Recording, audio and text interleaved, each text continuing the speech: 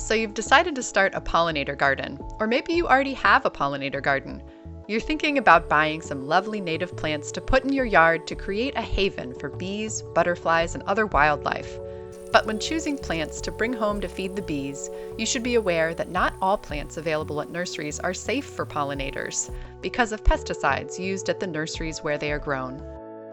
In this video, we'll talk about how pollinators can be exposed to pesticides in nursery plants, the steps nurseries can take to limit harm, and the role that you can play as a consumer and wildlife gardener.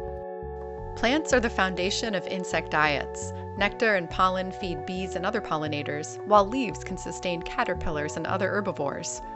Most insects are not pests, but in the intensive conditions of greenhouses and nurseries, pest outbreaks can sometimes pop up.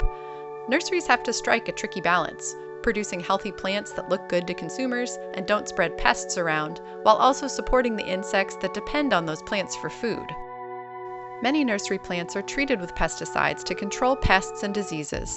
Some of these pesticides can be pretty toxic to the very pollinators we're trying to support with habitat plantings in our yards and parks. Systemic insecticides, such as neonicotinoids and diamides, are taken up into all of a plant's tissues and can remain inside the plant for a long time, sometimes even months or years. Imagine a bee landing on a flower or a monarch caterpillar feasting on a milkweed leaf, only to be exposed to these harmful residues. Fortunately, there are solutions. Innovative nursery growers are implementing practices that protect pollinators while still keeping pests at manageable levels. By optimizing water, light, ventilation, and nutrition, growers can improve plant health, reduce pest and disease pressure, and reduce the likelihood that they'll turn to a pesticide. Other strategies include planting resistant cultivars, using physical barriers like netting, and promoting natural enemies of pests. Let's look at some examples of how nursery growers are reducing their use of pesticides and using pollinator-friendly pest management practices to grow plants that are safer for bees and other beneficial insects. Sarah Salatino, owner and head grower at Full Circle Gardens in Vermont, emphasized her use of biological, mechanical, and cultural controls for insects and diseases instead of using pesticides. I use the mechanical method too. These two hands, these pinchers, and I'm not afraid to do that. There's always soap and water for cleanup later.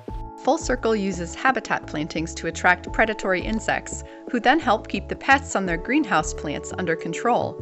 Beneficial insect is actually part of the web of our ecosystems. They are there, and might as well use them because that's kind of what nature intended. They've also worked with researchers at the University of Vermont to deploy trap plantings that attract pests off of nursery plants. We have what UVM calls the plant mediation system, which is a complicated name for a very simple container of purple flash pepper, a yellow marigold like Durango or Hero Yellow, and alyssum. And we set the pots out maybe 40 feet apart on our growing mats here at the nursery. And that also brings in beneficial insects more locally. The yellow marigolds attract thrips in, and basically the whole thing is to make the plant mediation system look horrible. And it does. And then what happens is we take it and put it in our compost pile and dig it all in. This simple system has the dual benefit of supporting beneficial insects while attracting pests away from nursery plants, creating a healthier environment for both plants and pollinators. Mike Halverson, head grower at Santa Ana Native Plant Nursery in New Mexico, also emphasized the importance of natural predators in their greenhouses and grow yard, and talked about quarantining infested plants away from the greenhouse instead of treating them with pesticides. So pests here at Santa Ana. On occasion we have, the fungus gnats. We, on occasion, get little moths that come into our greenhouse. Most of the time, if we get pests like that, luckily our spiders or our praying mantis or our ladybugs will take care of that. If we have an infestation, we will take those plants and we'll take them outside and we will quarantine them, because I really don't want to spray anything on our plants, because of the fact that they are going to pollinator rescue or trails, or they're going into the Forest Service, or they're going to traditional use for a lot of the tribes around New Mexico. So knowing what chemicals are in our plants is very important to us. At Santa Ana, weeding is also carried out by hand to avoid the use of herbicides. Our hands are our best tool when it comes to taking care of weeds.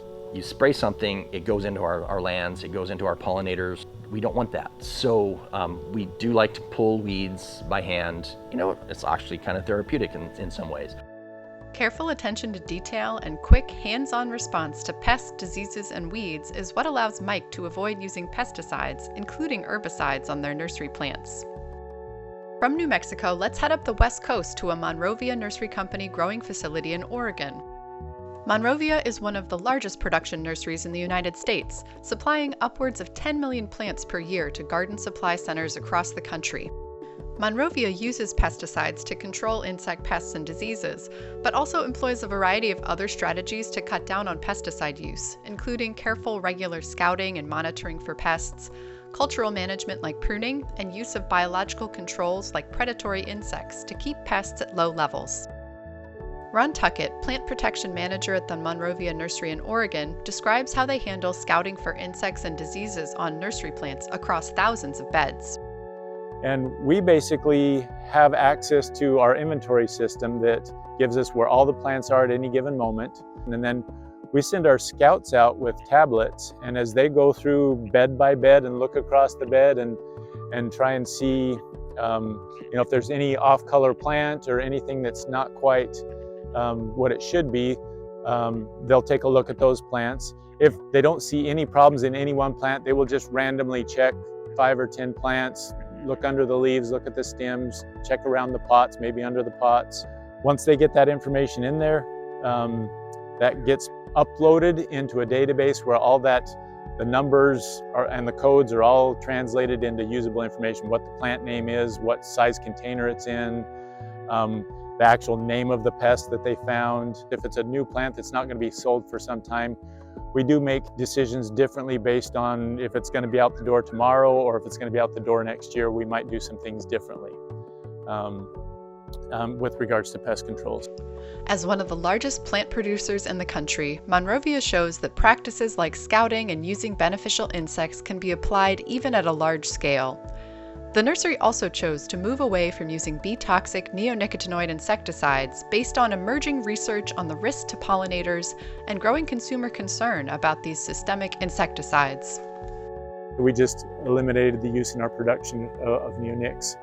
And we didn't go back to some of the harsher chemistries, which some people did. If we can use a soap or an oil, we do. I mean, it's safer for our beneficials, it's safer for people. And if we can get control, we do it that way. And sometimes it's just a matter of working it into your program and thinking a little more critically about it and your pest pressures and starting sooner than later. As a consumer, your interest and influence can help your local nursery become more pollinator friendly. As you've learned today, there are some time-tested and some innovative practices that nurseries can be using to maintain plant health without pesticides. So let's talk about how to find bee-safe plants and approach nurseries about their pest management. We suggest these simple steps. 1. Seek out USDA-certified organic plants and seeds. 2. Avoid plants grown with neonicotinoids and similar systemic insecticides. And 3. Ask what steps the nursery takes to grow pollinator-safe plants. Do they use some of the pest management practices we've featured here? When visiting a nursery, don't be afraid to ask questions. Share your interest in pollinator-safe practices and pesticide-free plants. You can find lists of these practices, as well as indicators of a good pest prevention program, in our fact sheets on buying, offering, and supplying bee-safe plants. By asking for pollinator-safe plants, we can encourage nurseries to prioritize the well-being of pollinators over cosmetic perfection. And when you see a little cosmetic damage on a plant at a nursery, it might actually be a sign that fewer pesticides have been used, making it a better choice for your pollinator garden. Every last milkweed variety I grow here and in the wild, I see the orange aphids on them towards the end of the year. And I can get worried about that, but it always seems that there's the beneficial parasitic wasps that come in and take care of it, and it's just a matter of sitting tight and waiting it out. The one thing about beneficials is you just have to be patient. They will come, they will take care of your insect problem. And I think the hard thing is just knowing what they are and being okay with some damage. Like Joni Mitchell said, give me spots on my apples, but leave me the birds and the bees. Seek out pollinator-friendly nurseries. Plant resilient, diverse, pesticide-free gardens for pollinators, and share the info you've learned with friends and family. And if you can't find pollinator-safe plants for sale, or you aren't sure exactly what's been used on the plants in your local nurseries, consider growing out your own plants from seed so you can take charge of each step of the process from seed to flowering plant. The more people who visit, call, or write to their nurseries about harmful pesticide residues, the more pollinator-safe plants we can hope to see for sale. Visit the Nurseries website to learn more.